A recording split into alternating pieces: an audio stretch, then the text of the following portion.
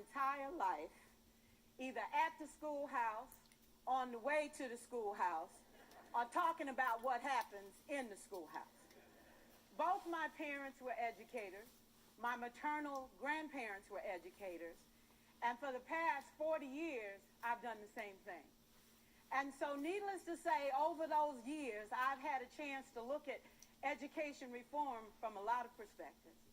Some of those reforms have been good. Some of them have been not so good. And we know why kids drop out. We know why kids don't learn. It's either poverty, low attendance, negative peer influences. We know why.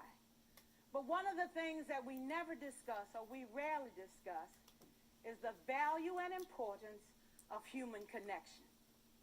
Relationships. James Comer says that no significant learning can occur without a significant relationship. George Washington Carver says all learning is understanding relationships. Everyone in this room has been affected by a teacher or an adult. For years, I have watched people teach. I have looked at the best, and I've looked at some of the worst. A colleague said to me one time, they don't pay me to like the kids. They pay me to teach a lesson. The kids should learn it. I should teach it. They should learn it. Case closed. Well, I said to her, you know, kids don't learn from people they don't like.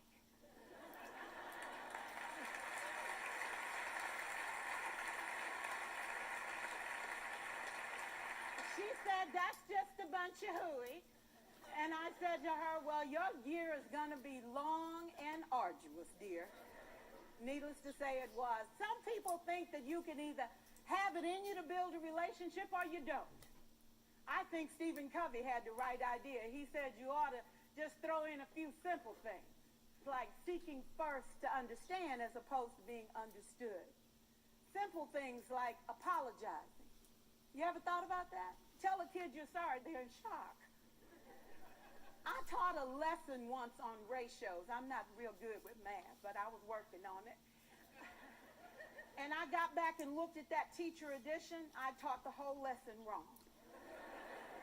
So I came back to class the next day and I said, look, guys, I need to apologize. I taught the whole lesson wrong. I'm so sorry. I said, that's okay, Miss Pearson. You were so excited. We just let you go.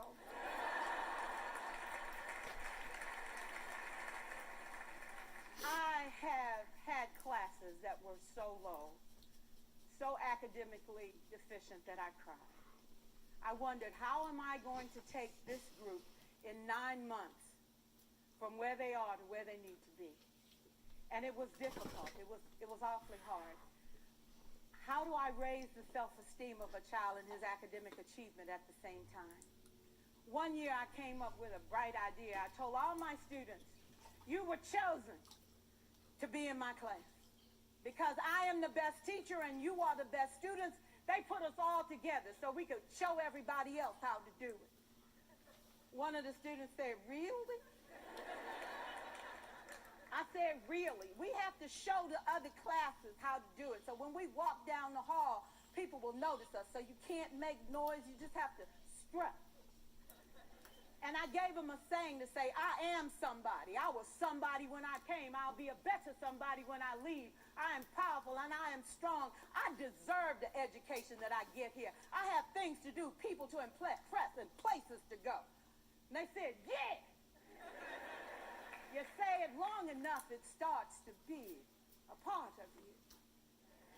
And so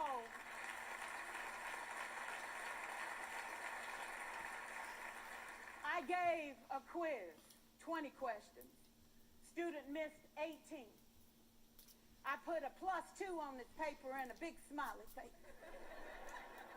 He said, Miss Pearson, is this an F? I said, yes. He said, then why'd you put a smiley face? I said, because you on the roll. You got 2 right, you didn't miss them all. I said, and when we review this, won't you do better? He said, yes, ma'am, I can do better. You see, -18 sucks all the life out of you. +2 said, I ain't all bad.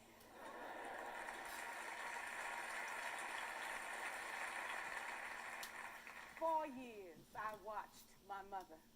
Take the time at recess to review. Go on home visits in the afternoon. Buy combs and brushes and peanut butter and crackers to put in her desk drawer for kids that needed to eat, and a washcloth and some soap for the kids who didn't smell so good. See, it's hard to teach kids who stink. And kids can be cruel. And so she kept those things in her desk, and years later, after she retired, I watched some of those same kids come through and say to her, you know, Miss Walker, you made a difference in my life. You made it work for me. You made me feel like I was somebody when I knew at the bottom I wasn't.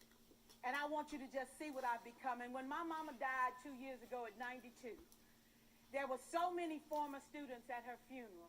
It brought tears to my eyes, not because she was gone, but because she left a legacy of relationships that could never disappear.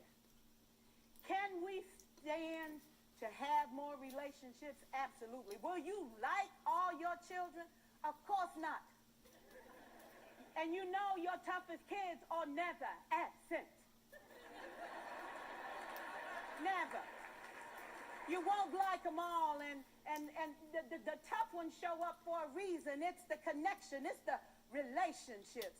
And while you won't like them all, the key is they can never, ever know it.